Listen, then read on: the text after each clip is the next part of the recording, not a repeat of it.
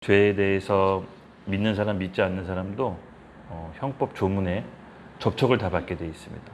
근데 우리 성경에서는 죄라고 하는 의미가 조금 광범위합니다. 더 확장된 개념인데 우리 예수님께서 말씀하셨죠. 죄는 물론 우리가 행위로 짓는 죄뿐만 아니라 말로 짓는 죄 플러스 마음으로 짓는 죄까지 예수님께서는 죄라고 규정 짓고 계십니다.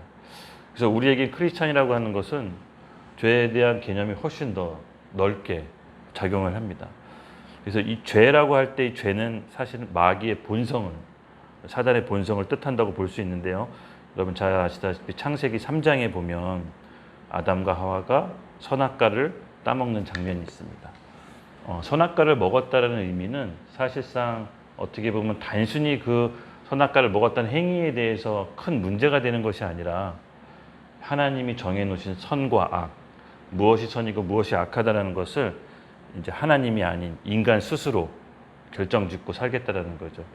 사실은 이 땅에 우리 인간들은 왕적인 존재로 이 땅의 대리통치자로 하나님께서 창조하시고 지으셨지만 그럼에도 불구하고 하나님과 인간 사이에는 넘을 수 없는 선이 있었습니다. 바로 하나님 아래 인간은 피조물이라는 그런 경계선이 바로 선악과 나무인데 누구든지 이 선악과를 먹으면 사실은 하나님 없이 내 뜻대로 살겠다라고 하는 교만의 선언이었던 거죠.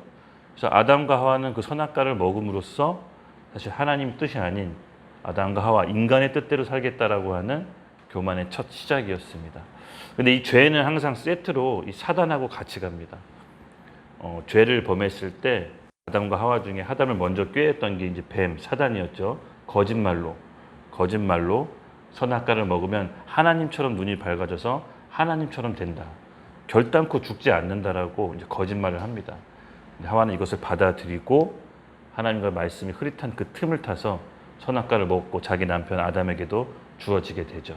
그러면서 인간 세상에 전에 없던 고통들이 아담과 하와에게 들어오기 시작합니다. 전에 없던 고통, 예를 들어서 경제적인 문제, 그리고 가정의 문제, 또 가시덤불, 엉겅퀴, 식량의 문제, 여러 가지 문제는 하나님과 함께 있을 때는 전혀 있지 않았던 고통들이 인간 세상에 들어오고 마지막 결정적으로 가장 큰 심각한 문제는 바로 인간 세상에 죽음이 들어왔다는 겁니다. 죄의 싹은 죽음이죠. 사망이라고 합니다. 원래 인간은 죽는 존재가 아니라 하나님과 영원토록 함께 사는 존재였지만 인간 스스로 선악을 판단하고 내가 하나님이 돼서 내 인생을 살겠다고 하는 순간 바로 인간 세상에 전에 없던 고통들이 들어오기 시작합니다. 하나님과 함께 있을 땐 전혀 문제되지 않았던 것들이 문제로 이제 들어오기 시작하죠. 근데 여러분 이 죄에 대한 인식은 성경에서 이렇게 얘기합니다. 성령님께서 가장 중요하게 하신 일 중에 하나가 성령께서 오시면 죄가 무엇인지를 깨닫게 하십니다.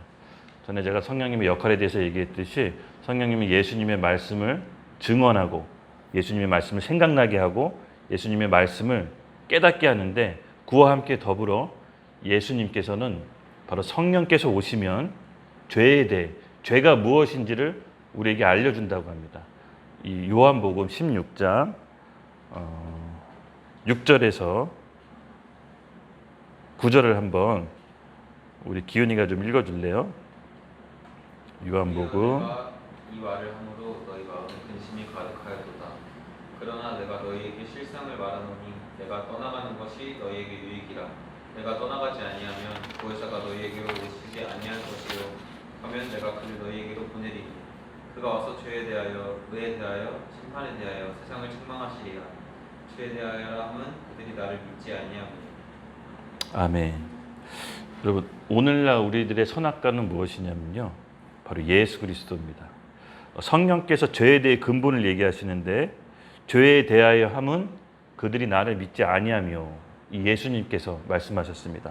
그 앞서 9절에 보면 진리의 성령이 우리 가운데 오시면 죄에 대해 의에 대해 심판에 대해서 알려주신다고 했는데 먼저 그 첫 번째 죄에 대하려 함은 그들이 나를 믿지 아니하며 바로 예수님을 거부하고 거절하는 것이 오늘날 우리가 선악과를 먹은 것입니다. 즉 예수님 없이 살겠다고 하는 그 모든 삶의 인간의 시도가 결국은 죄라는 거죠.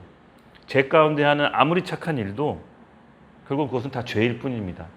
제가 전에도 한번 예를 들어서 얘기한 적이 있잖아요. 우리 해적선에 타고 있는 선원이 너무 착해요. 그래서 해적선에서 너무 착하게 일을 해요. 선장 말도 잘 듣고 늘 솔선수범하고 거짓말도 안 해요. 그리고 해적선을 위해서 열심히 일을 해요. 근데 이 해적선에 탄 선원은 여러분 죄인일까요? 의인일까요? 아무리 행실이 바라도 그것은 죄인입니다. 왜 그렇죠? 본인이 열심히 일하면 일할수록 해적 선장을 도왔을 뿐이에요. 그 안에 있으면 그 배에 타면 숨만 쉬는 것도 죄예요. 왜요? 해적선에 있기 때문에. 마찬가지로 우리는 소속을 바꿔야 됩니다. 해적선에서 바로 해적성을 상징하는 것은 사단이 이끄는 죄와 사망의 법을 상징하는 거고요. 그 해적선에서 배를 갈아타는 것이 예수 그리스도가 주인이 되신 생명과 성령의 법으로 우리가 소속이 바뀌지 않는 한 우리의 운명은 결코 바뀌지가 않습니다. 그래서 오늘 우리 죄 문제, 이 죄 문제를 어떻게 처리하느냐가 사실 우리 신앙의 관건입니다. 여러분 전에도 제가 저번 시간에 얘기했지만 우리 신앙의 모든 생활들은 천국에 가는 것에 목표가 있습니다. 저는 그렇게 단정 지어도 별 무리가 없다고 봐요. 열심히 우리가 살고 사역을 하고 아무리 선행을 해도 그 모든 것들이 결론은 지옥에 가게 된다면 그게 무슨 의미가 있겠습니까? 그렇죠? 우리가 열심히 사는 것도 결국은 천국에 가야 그것이 우리 신앙의 의미가 있는 것이지, 저는 천국에 가지 못한다면 우리 생활이 너무 억울할 것 같아요. 전에도 우리가 말씀드렸지만 천국과 지옥의 실상에 대해서도 계속해서 제가 조금씩 말씀해 주겠는데, 하나님께서 계속 이 수요 예배 가운데 천국과 지옥에 대해서 말씀하라는 감동을 계속 주세요. 그래서 제가 천국과 지옥의 시간 될 때마다 제가 아는 선에서, 성경에서 읽는 선에서 여러분께 좀 말씀을 드리고 싶습니다. 근데 이 중요한 것은요, 하나님이 죄를 처리하는 방법은 하나님이 정해 놓으셨습니다. 그러니까 여러 길이 있는 게 아니라 하나님이 처리하는 방법을 하나님 본인이 정해 놓으셨는데 그 길로 가야지만 죄를 처리할 수가 있습니다. 요한복음 14장 6절에 보면은 내가 곧 길이요 진리요 생명이니 나로 말미암지 않고는 아버지께로 갈 수 없다라고 예수님이 말씀하셨습니다. 즉 하나님이 우리에게 제시해 주신 죄의 처리의 길은 하나입니다. 예수 그리스도의 십자가의 길, 예수 그리스도의 십자가의 보혈 외에는 다른 길은 없다고 합니다. 만약 다른 길로 가려고 하는 게 바로 그게 종교예요. 하나님이 정해놓으신 길 외에 다른 길로 죄를 처리하고 한다는 게 그것이 다 종교입니다. 어떤 옛날에 아주 오래전에 다큐멘터리를 봤는데 그게 프로그램이 지금 있는지 모르겠는데 어떤 뭐 연예인 출신, 전에 연예인 출신이 살면서 여러 가지 어려움 갖고 결혼에도 실패하고 자녀가 여러 말도 안 되는 질병에 걸려서 어려운 길을 걷고 있는데, 그때 그 연예인이 이제 무슨 어떤 스님을 만났나 봐요. 근데 그 스님이 그 모든 게 전생의 업보 때문이다 그러고, 이 정말 화려하게 살던 이 여자 연예인이 머리를 깎고 산에 들어가서 비구니가 됐어요. 그리고 자기한테 벌어진 일, 자식한테 벌어진 일, 자기 남편한테 벌어진 일이 자기 전생의 죄 때문이라고 생각을 하고 3000배를 하고 그 굴에서 혼자서 계속 죄를 부처님께 사하는 그런 걸 보면서, 우리가 길을 잘못 들면 저렇게 될 수가 있다라는 거. 즉 사람은 누구나 대해서 우리 마음 가운데 영혼에 죄를 처리하고 싶은 마음이 있는데 그 죄를 처리하는 길을 하나님이 정해놓으신 길이 아니 다른 길로 가면 모두 다 그게 종교생활로 빠진다라는 거를 제가 그 다큐멘터리를 보고 좀 느낄 수 있었습니다. 네, 여러분 오늘 우리가 이 죄 문제를 하나님이 정해놓으신 이 길 따라 반드시 처리하는 길로 여러분께서 들어가시기를 예수님의 이름으로 축복합니다. 저도 다른 건 모르겠지만 세상적으로 많이 부족하고 또 제가 뭐 잘난 건 없지만 그래도 제 마음 가운데 드는 확신은 길은 제대로 들어섰다. 김성환이 그래서 길은 너가 제대로 들어서지 않았냐, 이런 마음의 자부심은 있어요. 그래서 우리가 이 길을 절대 이탈하거나 벗어나지 맙시다. 길을 가다 보면 결국 목적지에 도착하게 돼 있습니다. 근데 길을 벗어나면 목적지에 도착할 수가 없습니다. 반드시 우리의 길을 제대로 찾아갔다라는 그런 확신은 갖고 계십시다. 가다가 뭐 좀 힘들어서 넘어질 수도 있고 지쳐서 쓰러질 수도 있지만 길을 이탈하지만 않으면 됩니다. 그렇지 인준아? 길은 이탈하지 맙시다. 근데 우리 알다시피 우리 성령께서는 우리에게 죄에 대한 인식을 비로소 크게 하고는 더 가슴으로 깨닫게 역할을 해주십니다. 하나님 앞에서 내가 죄인이라는 것을 딱 깨닫는 것은 어떻게 보면 진짜 하나님의 은혜입니다. 여러분 이게 시작되지 않고 신앙생활하는 경우를 우리가 많이 봅니다. 성령께서 우리에게 빛으로 조명해 주셔서 하나님 앞에서 내가 죄인이었다라는 것을 깨닫고 그 죄인이라는 걸 깨닫고 인정하는 순간 새로운 시작이 됩니다. 이 죄에 대한 인식이 없이는 여러분 아무리 우리 신앙생활을 뭐 자기 나름대로 열심히 했다 하더라도 조금 헤맬 수가 있어요. 반드시 성령께서 우리가 하나님 앞에 죄인이라는 사실, 내가 얼마나 큰 죄인이라는 것을 깨달아야 비로소 우리가 그 길 안에서 온전한 성령 안에서 거듭난 사람으로 자라날 수가 있습니다. 성령께서 우리에게 가장 하시는 일 중에 아까 살펴봤듯이 내가 죄인이라는 인식과 하나님 앞에서 죄인이라는 깨달음, 요 시작으로 우리가 빛 가운데로 들어가는 첫 걸음입니다. 제가 계속 얘기하지만 우리 성소에서 삶 얘기했죠. 성소에서 삶. 그러니까 바깥들에서 예수 믿고 내가 여전히 지은 죄들에 대해서 우리가 고백하고 그 죄를 씻으면 우리가 성소의 삶으로 비로소 들어갈 수가 있게 되는데요. 그 성소의 삶은 바로 말씀이 우리 가운데 들어와 빛으로 우리에게 조명해 주신다는 겁니다. 로마서 우리 5장 20절을 우리 보라 자매가 좀 읽어 주십시오. 율법이 들어온 것은 범죄를 더하게 하려 합니다. 그러나 제가 더한 것에 은혜가 더욱 넘쳤나니. 아멘.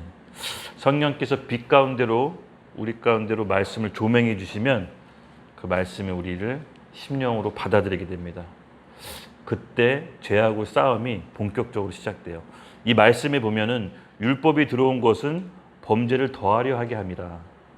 처음에 제가 딱 들었을 때는 얼핏 이해가 안 됐어요. 왜 율법이 들어왔는데 왜 범죄를 더할까? 예, 맞아요. 이 말씀이 왜 맞냐면은 율법, 하나님의 말씀이 들어와야 비로소 그 말씀이 내 삶을 조명해 보고 그것이 죄인지 아닌지를 법이 있어야 깨닫게 됩니다. 즉 우리가 말씀을 많이 받아들이고 우리 영 가운데 가입되면 가입될수록 우리 죄를 더 깨닫게 돼요. 그것이 더 빛으로 조명받는다는 뜻입니다. 그러면 그곳에 죄가 더한 곳에 은혜가 더한다고 내가 얼마나 큰 죄인인지를 말씀이 가입된 순간부터 비로소 더 깨닫게 돼요. 근데 이것은 성소의 삶, 빛으로 우리가 가했을 때 하나님께서 말씀으로 조명해 보여주세요. 우리가 어두운 가운데 있으면요, 하나님의 말씀이 빛으로 다가오기가 어렵습니다. 왜냐하면 우리가 어둠과 빛은 서로 상충돼서 공존할 수 없기 때문에 반드시 내가 하나님 말씀을 지키고 사모하고 그것을 따르려고 하는 마음이 있는 사람 가운데 말씀이 성령께서 빛으로 비춰주십니다. 그때 이 말씀이 우리 가운데 들어오면 여러분 본격적인 죄와 싸움이 이제 시작되는데요. 머리로 아는 우리 그 죄에 대한 인식이 내 가슴으로 나와서 성령께서 깨닫게 해주실 때 이 안에 있는 죄, 나도 감춰져 있고 억눌러져 있던 죄들이 비로소 이제 발현되기 시작합니다. 말씀을 우리가 늘 읽고 묵상했을 때 어느 순간 딱 깨달아지는 부분이 있죠. 제가 이제 마태복음 5장 22절 말씀인데요. 우리 손정호 형제가 좀 읽어주시겠어요? 마태복음 5장 22절 말씀. 네네. 나는 너희에게 이르노니 형제에게 노하는 자마다 심판을 받게 되고 형제에 대하여 나가라 하는 자는 공회에 잡히게 되고 미련한 놈이라는 자는 지옥불에 들어가게 되리라. 아멘. 이 말씀이 정호 형제 딱 들었을 때 믿는 사람들에게 한 걸까요? 예수님이 믿지 않는 사람들에게 한 걸까요? 네, 이게 예수님께서 이것을 믿는 사람들에게 지금 해주신 말입니다. 제가 사실은 제 이 말씀을 여러 번 읽었었어요. 그리고 그때는 별로 대수롭게 생각하지 않았었어요. 그냥 나랑 상관없는 말씀이라고 생각했고 내가 예수님을 믿었기 때문에 나는 전혀 지옥에 갈 일이 없다라고 생각을 했었어요. 그거 이제 내 생각이었어요. 근데 어느 날 내가 나도 모르게 우리 사랑하는 형제들에게 또 내 아는 친구들에게 내가 화를 내고 내가 노하는 걸 보면서 이 말씀이 갑자기 조명해 주셨어요. 마침 성경을 보는데 이 말씀을 보여주셨어요. 근데 제가 이 말씀을 듣고 내 영 가운데 가입되는 순간 아이쿠나 내가 지금 무슨 짓을 했을까? 왜 이걸 지금 봤을까? 내가 지옥 갈 수도 있겠구나라는 게 사실 제가 딱 이 10년 가운데 요동치기 시작했어요. 근데 전에는 이런 걸 한 번도 느껴본 적이 없어요. 왜냐면은 제가 예수님 말씀대로 살려고 노력은 했었지만 어느 날은 빛 가운데 있고 어느 날은 어둠 가운데 있고 왔다 갔다 하는 삶을 계속 살았거든요. 근데 하나님 안에서 성령으로 거듭난 삶 그리고 빛 가운데로 계속 살려고 노력했을 때 내가 어떤 사건에 딱 당면했을 때 하나님께서 이 말씀을 빛으로 보여주셨는데 그 다음부터는 제 이 말씀이 너무 심각하게 다가왔어요. 이건 분명히 맞습니다. 예수님 믿는 사람들에게 해당되는 거였고 형제에게 노하는 자 그리고 형제 보고 나가라 하는 자 나가라 하는 자는 나가가 아니라 이게 유대인 욕이라고 하네요. 그리고 형제 보고 미련한 놈이라고 하는 자 그래서 미련하다 너 미련해 이렇게 얘기하는 사람 요새 별로 없잖아요. 그 뜻을 보니까는 그 형제를 업신여기고 마음속으로 무시하고 되게 차갑게 대하고 그런 모든 것들이 사실 예수님이 봤을 때는 믿는 자로서는 굉장히 경고하는 그런 메시지였습니다. 근데 전에는 이런 걸 느끼지 못했다가 우리가 빛 가운데 살고 빛 가운데로 살려고 계속 노력하는 순간 우리 마음 가운데 이런 것들이 계속 비춰주시죠. 그러면서 우리가 이 죄에 대한 거를 더 인식하게 되고 깨닫게 되고 내가 저 친구한테 지금 무슨 얘기를 한 걸까? 왜 내가 저 사람한테 사랑으로 대하지 못했을까라고 계속해서 내 안에 이제 가입이 됩니다. 그것은 뭐냐면은 빛 가운데로 지금 거해 있다는 증거예요. 말씀이 우리 가운데 들어오고 본격적인 내 안에 죄와 씨름하는 상태로 나게 되면요. 우리가 더 깨닫게 되는 또 한 가지가 있는데 신기하게 말씀대로 살고 싶으면 살고 싶을수록 더 죄에 걸려 넘어지는 것을 여러분 많이 경험하게 됩니다. 그렇죠? 또 어느 날은 조금 성령이 충만해서 죄에 대해서 한두 번 이기는 경험도 해요.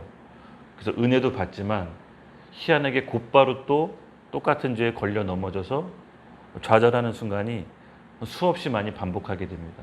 근데 도대체 왜 그럴까? 스스로 자괴감도 느끼고 나는 구제불능일까라는 생각도 수없이 많이 해봤어요. 근데 이게 모르겠어 내 합리화인지 모르겠지만은 자연스럽게 거쳐가는 과정인데 그 과정을 통해서 제가 깨달은 한 사실이 있는데 죄는 결코 내 힘으로 이길 수 없다라는 거를 제가 인지하기 시작했습니다. 그러니까 내 힘으로 이기려고 하는 게 종교 생활이더라고요. 근데 이 죄는 우리 안에 덕지덕지 붙어있는 이 죄는 성령의 은혜로 인식하기 시작하고 내가 죄와 싸울 수 없다라는 거를 깨닫는 순간부터 그 다음부터 내가 성령께 의지해서 기도하게 됐어요. 전심으로. 그러니까 성령께 의지해서 기도한다라는 거는 조금 제가 이렇게 얘기할게요. 도와달라고 진짜 도와달라고 하나님 제가 이 죄를 극복하고 싶은데 도와주십시오라고 비로소 무릎 꿇고 이제 기도하기 시작하겠습니다. 내가 하나님 앞에 무릎 꿇고 도와달라고 기도했을 때 하나님께서 정말 신기하게 말씀으로 제 가운데 어떻게 극복할 수 있는지를 인도해 주시기 시작했습니다. 여러분 중요한 것은 우리가 죄 가운데 머물고 여전히 또 반복되어 죄 간에 넘어지고 실수하고 하더라도 결코 포기하지 마십시오. 제가 서두에 얘기했죠. 왜냐하면 우리가 길을 제대로 들어섰다라면 중간에 넘어지고 힘들고 쓰러지더라도 다시금 그 길을 가야 됩니다. 이 공동체라는 것은 결코 신앙생활을 혼자 할 수 없습니다. 서로 붙들어주고 감싸주고 지지해주고 격려해줘야 그 꼬링점까지 완주할 수 있듯이 우리가 우리 스스로도 믿음에 대해서도 너무 자만할 필요도 없고 우리 스스로 믿음에 대해서 너무 이렇게 또 낙담할 필요도 없습니다. 왜냐하면 하나님께서 우리는 가만두시지 않습니다. 그의 택하신 자녀라면 어떻게든 하나님께서 이끌어 주신다는 걸 믿고 가야 됩니다. 그래서 우리가 죄에 대해서 걸려 넘어져서 쓰러지더라도 결코 여러분 그것이 정상이기 때문에 거기에 너무 자괴감 걸거나 낙담하지 마십시오. 하나님께서는 그 죄를 통해서 그 죄가 내 스스로 결코 이길 수 없다는 것을 우리가 인정하고 우리 입으로 예수님 도와주십시오. 저는 예수님의 도움이 필요합니다. 제가 진실로 이 죄를 이기고 싶은데 성령께서 도와주시지 않으면 제가 이 죄를 결코 이길 수 없다라고 무릎 꿇고 나가는 자에게 성령께서 죄를 이길 수 있는 힘과 능력을 주시는데 저한테는 말씀을 오셨어요. 제 안에 종교개혁과도 같았어요. 제가 이 말씀을 받았을 때 죄를 이길 수 있다는 희망이 들었어요. 왜냐하면 제 안에 이 말씀이 실제로 들어왔기 때문에. 로마서 6장 6절 우리 서영자매가 읽어주십시오. 우리가 알거니와 우리의 옛사람 예수와 함께 십자가에 못 박힌 것은 죄의 몸이 죽어졌으면 우리가 죄에게 노릇하지 아니하려 함이니. 아멘. 아멘. 여러분 정말 복음으로 들리지 않으십니까? 우리가 알거니와 우리의 옛사람이 예수와 함께 십자가에 못 박힌 것은 죄의 몸이 죽어 다시는 우리가 죄에게 종노릇하게 하지 않게 하려 함이니. 아멘. 그러니까 죄에 대해서 우리 스스로 죄를 안 지으려고 노력하면 할수록 죄에 대해 더 걸려 넘어지죠. 예를 들어서 내가 정말 미워하는 사람이 있어요. 예를 들어서 내가 인준이를 너무 미워해. 마음속으로 너무 미워해. 쟤랑 같이 밥 먹는 것도 싫어. 쟤랑 말 섞는 것도 싫어. 근데 어느 날 하나님께서 나한테 마태복음 5장 22절을 말씀 주셔서 야 성환아 너 나를 믿는다고 해서 네 형제를 미워하면 어떡하냐. 이 말씀이 나한테 가입이 됐어요. 그래서 마음을 먹었어. 아멘. 주님 말씀에 순종합니다. 오늘 인준이 만날 때 인준이랑 밥 먹기로 했는데 미워하는 마음 들지 않게 해주세요. 주님 도와주세요 라고 해서 인준이 만났는데 인준이랑 얘기하는데 내 말에 딴청을 비고 무시해. 이게 올라왔어요. 뭔가 인준이한테 한번 쏟아붓고 말을 하고 싶어. 인준이한테 뭔가 행동을 하고 싶어. 근데 여러분 여기서 잘 보십시오. 오늘 이 말씀에 제가 하는 포인트가 뭐냐면은 죄는 우리가 억누른다고 해서 처리되는 것이 아니라 예수와 함께 십자가에 못 박힐 때 우리 죄의 몸이 죽는다라고 나옵니다. 예수와 함께 십자가에 못 박힐 때 죄의 몸이 죽습니다. 제가 다시 예를 들게요. 인준이가 죽었어요. 미안해, 얘야 인준아.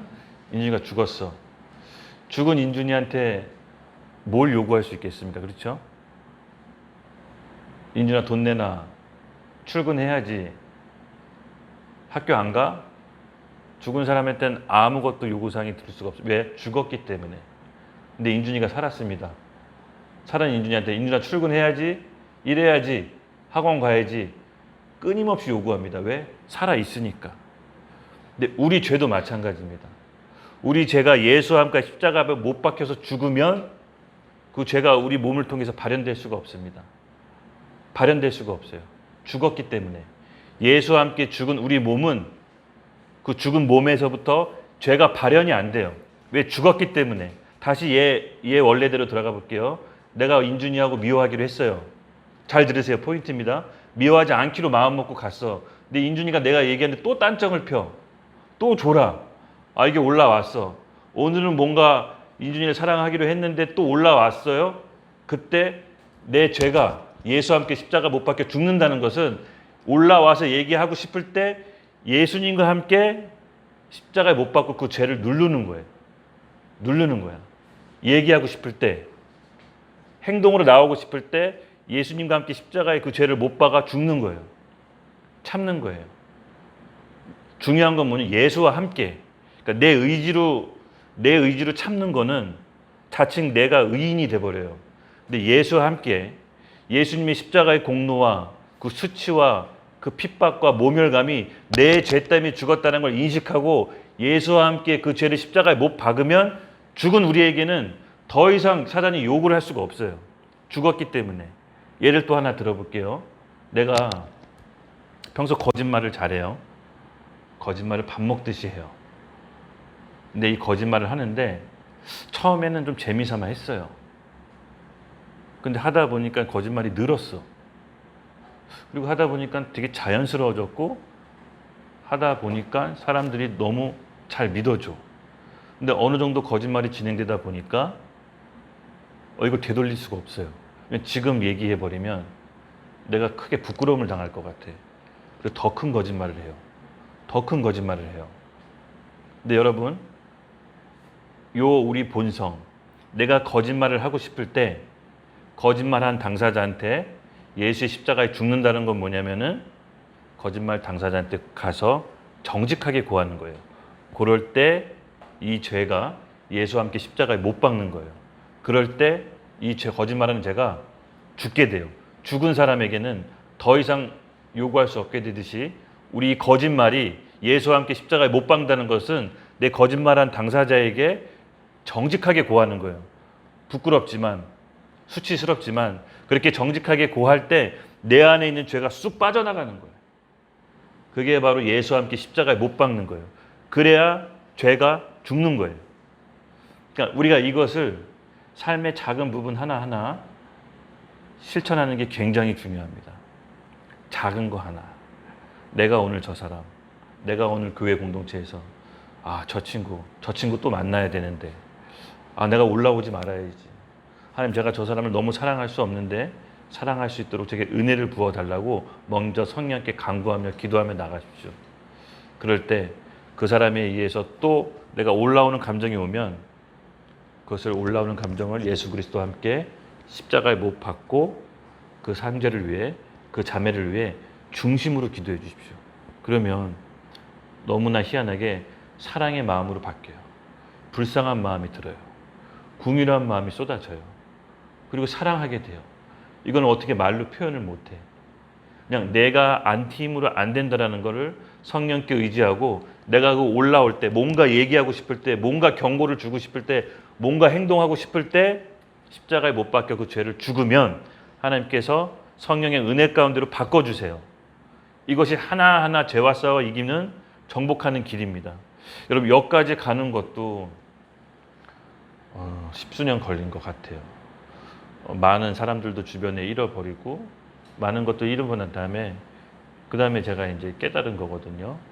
그래서 우리가 정말 십자가에 통과해서 내 죄를 예수님과 못 박는다는 게 얼마나 중요한지 몰라요. 저는 성령의 역사는 여기서부터 시작된다라고 보거든요. 어떤 큰 일을 하는 게 아니라 우리가 무슨 큰 선교를 하는 것보다도 내가 먼저 변해야, 내가 먼저 십자가에 못 박는 삶을 살아야, 내 죄를 처리할 줄 알아야 하나님께서 그 가운데 성령의 능력을 우리에게 부어 주십니다. 그러므로 여러분, 우리 각자 감추고 있던 죄가 있을 겁니다. 그것이 무엇이든지 간에 오늘 처리하는 법을 여러분께서 배우신다면 조금씩 용기를 내봅시다. 하나님께서 우리에게 각자 성령께서 조명해 주시는 빛이 있을 겁니다. 저도 은밀하게 지은 죄, 말 못한 죄들이 많지만 그래도 용기 내서 하나하나 시도해 보려고 해요. 왜냐하면 그게 사는 길이라는 걸 알거든요. 결국은 그게 나 자신의 내 영혼을 건진받는 길이라는 걸 내가 알기 때문에 계속해서 제가 이제 시도해 갑니다. 오늘 제가 좀 짧게 간증을 하자면은 오늘 아까 점심시간 1시쯤에 어머니께 전화가 왔어요. 어떤 허리 아프신 할머니가 이렇게 저한테 기도 받고 싶다고 해서 왔다고 하더라고요. 그래서 제가 조금 지금 바쁘니까 점심시간 2시 끝나고 오시면 안 되겠습니까? 라고 하는데 그렇게 얘기해 놓고 성령께서 너 지금 뭐 하는 거냐? 그 갈급한 영혼, 내가 보낸 영혼을 온 사람을 그냥 돌려보내지 말고 나중에 오라고 하지 말고 너가 직접 가게로 가봐라. 그래서 그런 마음을 또 다시 줘서 어머니한테 다시 전화해서 할머니 가지 말라고 잠깐만 기다리세요. 제가 가겠습니다라고 갔어요. 근데 갔는데 그 할머님이 허리가 너무 안 좋으셔서 디스크셔서 이렇게 기역자로 이렇게 지팡이 같은 걸 짚고 계시더라고요. 제가 할머니 부르고 할머니 어디 안 좋으세요? 그랬더니 허리가 너무 안 좋아서 제대로 걸을 수가 없다고 하더라고요. 그래서 제가 나이가 어떻게 되시고 이름이 어떻게 되시고 지금 누구랑 같이 사시고 기본적인 거 여쭤보는데 갑자기 이 마음속에서 성령께서 그 어머니 위에 기도하는데 그 어머니가 살면서 마음에 담아뒀던 죄 그리고 누구에게 해주고 싶었던 얘기를 고백하게끔 하라라는 마음의 감동을 주셨어요.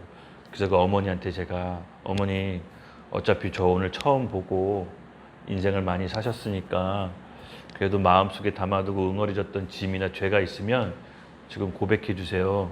하나님께서 어머니 병 치유해 주실까 봐 이렇게 하는 것 같아요. 그랬더니 그 어머님이 제가 그 어머님 앞에 그 옆에 우리 어머님이 있었는데 이런 얘기를 하시는 거예요. 사실은 제가 아마도 얘기 말 못한 게 있었는데 젊었을 때 아들, 딸이 18, 19살인데 죽었대요.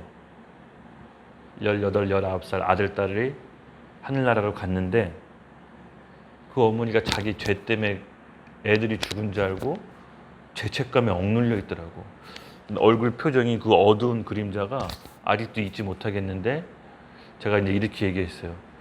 어머니 오늘 그 자녀들은 어머니의 죄 때문에 그런지 누구의 죄 때문에 그런지 알 수 없지만 오늘 그 어머니가 마음의 짐과 무거운 번뇌를 하나님께 고백하고 드림으로써 저는 어머니가 이 죄에 대해서 죄책감으로부터 그 죄책감으로부터 자유하게 됐음을 선포합니다라고 하고 어머니를 위해서 이제 머리를 긁고 기도하는데 옆에 있는 그 우리 어머니도 계속 보고 우시면서 그 어머니 기도받는 어머니도 평생의 마음에 담아두고 누구한테 자기 자식이 젊은 나이에 죽었다는 걸 얘기를 안 했었는데 오늘 그 얘기함으로써 엄청나게 우시더라고요.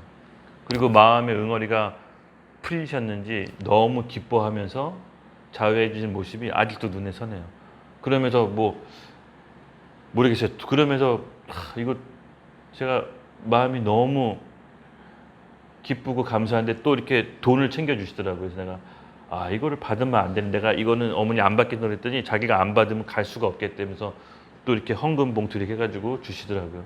근데 제가 느끼는 거는 그때 저거 약간 좀 소름 끼쳤던 건 뭐냐면은 그렇게 나이가 많고 황혼기에 들어간 그 어머니가 그 자신의 젊었을 때 죽었던 그 자식의 죄가 얼마나 마음이 짐이 됐으면 그것을 이제야 84세인데 그거를 오늘 기도 받으러 와서 고백을 한 거예요. 저는 마치 오늘 고백을 못 들었으면 그 어머니가 죽어서 그 자녀에 대한 그런 무거운 짐들을 그걸 짊어지고 갔을까 봐 너무 제가 이제 마음이 안타까웠던 거죠. 근데 그 어머니께서 그걸 고백함으로써 자유해지고 또 옆에 있던 우리 어머니가 그 어머니가 죄를 고백하는 거 보고 우리 어머니가 엄청나게 생각을 하더라고요. 옆에서. 그러면서 제가 이게 참 성령께서 역사하시는 게 참 너무나 감사하고 그 현장에서 내가 볼 수 있었던 것도 너무 감사하고 그 어머니가 그 고백하기까지 그 10수년의 세월 얼마나 무거운 짐을 짊어지고 살았을까 이런 거를 생각하면서 너무 감사한 오늘 시간이었습니다. 그래서 여러분 우리가 죄에 대해서 결코 짊어지고 가지 마시고 예수 믿고 난 그 죄에 대해서 반드시 우리가 살아있는 이 땅에 처리해야 됩니다. 인준아, 눈을 뜹시다. 눈을 뜨고 조금만 정신을 차립시다. 그렇죠? 이 하나님은요, 우리 다 여기 사랑해서 불러 모아주신 거예요. 우리가 소중한 시간을 쪼개서 왔을 때는 좀 졸리면 일어나서 들읍시다. 일어나서 들읍시다. 거의 다 끝났으니까. 그래서 우리는 죄에 대한 처리를 아까도 얘기했지만 우리가 죄를 이길 수 없다는 걸 인식하고 예수와 함께 십자가에 못 박음으로써 내가 이 죄가 발동할 때, 죄에 대해서 요동칠 때 말씀이 들어오면 사실 우리가 죄에 대해서 더 요동치기 시작해요. 왜냐하면 우리가 그 죄에 대해서 민감해지고 빛이 밝게 조명되면 다른 사람들 죄도 보이지만 사실 그 다른 사람의 죄를 통해서 나의 죄를 보라고 하나님께서 빛으로 조명해 주시는 거거든요. 그때 그 죄가 발동했을 때 너 때문에 내가 지금 화가 난 거라고 합리화하지 마시고 너 때문에 내가 감춰있던 죄가 드러났다라고 감사하면 하나님께서 그 마음의 중심을 보시고 우리 은혜 가운데 죄를 이길 수 있도록 힘을 주세요. 그래서 우리가 부끄럽지만 내 죄가 저 사람 때문에 내가 화난 게 아니라 저 사람 때문에 내게 감춰져 있던 죄가 드러났다라고 감사한 마음으로 갑시다. 그럼 하나님께서는요, 그 내 한 사람을 통해서 그 공동체를 바꾸세요. 공동체를 바꾸세요. 여러분 그 일이 우리 가운데 이미 시작되고 있음을 저는 믿음으로 바라봅니다. 우리가 각자 소속되어 있는 공동체가 좀 다르지만 우리가 오늘 죄 처리하는 방법을 들었으니까 각자 삶에서 실현해 봅시다. 그러면 반드시 하나님께서는 생명이 생명을 낳는다고 우리를 통해 있는 생명수가 흘러나가리라고 저는 믿습니다. 그렇게 해서 죄 처리했을 때 하나님께서 우리를 통해서 죄를 이길 수 있는 힘을 주세요. 우리를 붙잡고 우리를 발목을 잡고 있는 사단의 침소가 끊어지고 사단의 악한 영향력이 파쇄되고 죄가 쑥 빠져나가므로 그 부분에 대해서 자유함을 경험하게 됩니다.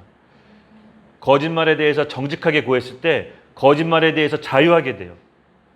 음란에 대해서 정직하게 고했을 때 음란에 대해서 자유하게 돼요. 하나님 우리를 자유케 해주시는 분이시지 우리 그 죄를 통해서 억누르고 속박하고 죄가 드러날까 봐 계속 감추고 그건 사단이 하는 짓입니다. 우리가 자유롭게 사는 것 같지만 사실은 죄의 종노릇하고 있어요. 왜? 죄를 감추면 처리하지 않으면 죄가 우리를 종노릇하고 있어요. 사실 우리가 자유하게 선택하는 것 같지만 죄가 처리되지 않는 이상 결코 자유한 것이 아닙니다. 죄의 종노릇하고 있는 것을 우리 스스로 봐야 됩니다. 그리고 두 번째, 자백입니다. 이 자백이 너무 중요합니다. 첫 번째는 우리 죄, 우리 올라오고 있는 이 악을 예수와 함께 십자가에 못 박아 처리한다면 두 번째는 죄에 대한 자백입니다. 예수님 믿고 지르는 그 죄. 여러분 이것은 하나님 앞에 처리함과 동시에 사람 앞에 처리해야 될 죄가 있습니다. 이것이 우리가 살아가는 동안 반드시 처리돼야 그리스도의 신부로서 다시 오실 천국에 우리가 들어갈 수 있습니다. 여러분 죄를 품고 해결하지 않고 우리가 간직하고 있으면 기본적으로 사람이 어두움 가운데 있게 돼요. 어두움 가운데 나도 모르게 움츠리게 돼요. 사람은 죄에 대해서 자유하고 싶어지는 본능이 있다는 걸 제가 알았어요. 그래서 종교도 찾고 다른 어떤 선한 일도 해요. 봉사활동도 하고 자꾸 이상한 걸로 때우려고 그래. 자꾸만 뭔가 보여지는 일에 열중하려고 해요. 근데 여러분 잘 아십시오. 죄는 그렇게 처리되는 것이 아니라 하나님이 정해놓은 길대로 처리해야 되는데 첫 번째 죄를 예수와 함께 십자가 못 박을 때 그 죽은 죄에 대해서는 더 이상 사단이 참수할 수가 없게 됩니다.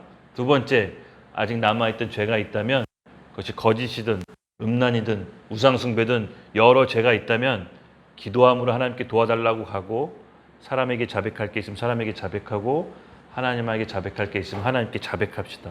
그럼 죄에 대해서 우리에게 이렇게 자유함이 임하게 될 겁니다.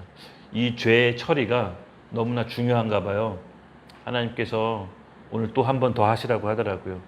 아직 우리가 물론 이 죄에 대한 처리는 평생 해야 됩니다. 단번에 뭐 이렇게 갑자기 업그레이드 되는 게 아니라 늘 생각나는 대로 우리가 늘 하나님 앞에서 처리를 해야 되는 부분입니다. 근데 너무 중요해요. 제가 이렇게 신앙생활 하다 보면 이게 가장 중요한 것 같아요. 이게 안 되고 다른 여러 가지로 때우는 거는 해봤어요. 저 진짜 해봤어요. 다른 여러 가지 때우려고 해봤어요. 남들이 보기에 좋아 보이는 일도 막 만들어서 해봤어요. 근데 결코 속이 자유하지 않아요. 하고 난 다음에 더 어두워져요. 더 힘들고. 근데 제가 알았어요. 그 마음 가운데 죄를 내가 자백할 때 그 사람한테 고할 때 정말로 참 자유가 임한다는 거죠. 뚝 떨어져 나가는, 여기 있는 큰 혹이 뚝 떨어져 나가는 거예요. 그리고 정말 신기하게 풀리지 않았던 것들이 몇 년 동안 풀리지 않은 것들이 스르르 풀리기 시작했어요.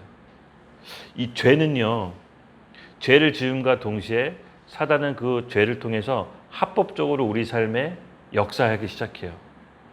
뭔가 앞길이 막히고 안 풀리는 것 같은 것도 사실은 어떤 죄 때문에 그럴 수도 있어요. 근데 우리가 기도 가운데 가고 하나님 앞에 진심으로 구하면요, 하나님께서 그걸 조명해 주셔요. 아, 너 예전에 이 사람 미워했잖아. 네가 이 사람 미워해서 이 사람이 실족했잖아. 아주 오래전 일들을 기억나게 하셔서 그 사람 앞에 고하게 해요. 근데 정말 신기하게 고했을 때 내가 그동안 묶여있던 삶의 실마리가 딱 풀리는 게 느껴졌어요. 딱. 여러분 지금 뭔가 막혀있거나 아직 풀리지 않은 게 있다면 기도하며 나아갑시다. 성령께 조명 받아서 무엇이 우리가 풀려야 되는지를 구하면 여러분 이걸 풀어내셔야 돼요. 이거 안 풀리고 다른 여러 가지 해본들 막 일들을 해본들 제가 경험했다니까 몸만 피곤해요. 그리고 나중에 많은 사람을 잃어버리고 많은 돈을 잃어버리고 그때 깨달아요. 그때 깨달아. 아, 이게 아니었구나. 죄를 범함으로 사단이 우리 역사 가운데 합법적으로 역사하는 일을 막아냅시다. 죄를 자백함으로 이 죄를 처리합시다. 갑자기 큰 죄를 처리할 수가 없어요. 작은 죄를 하나하나 처리합시다. 장가지를 치고 굵은 가지를 꺾어야 나무를 뿌리째 뽑을 수 있습니다.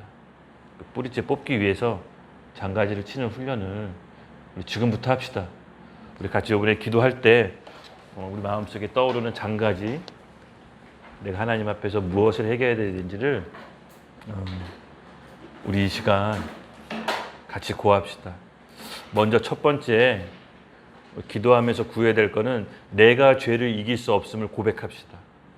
내 능력과 힘이 아닌 우리가 성령께 이탁해 고백하며 도움을 구할 때 성령께서 우리에게 십자가를 질 수 있도록 은혜를 허락하실 것입니다. 우리 로마서 6장 6절처럼 예수와 함께 내 죄를 십자가에 못 박아 죽어야 우리가 예수와 함께 다시 살 수가 있습니다. 여러분, 아직 마음에 부끄러움과 두려움이 있다면 그 죄를 예수와 함께 십자가에 못 박읍시다. 우리 함께 그 무엇인지를 성령께 이 시간 조명받고 기도하길 원할 때 주여 크게 한번 외치고 같이 우리 기도의 자양으로 나갑시다. 주여!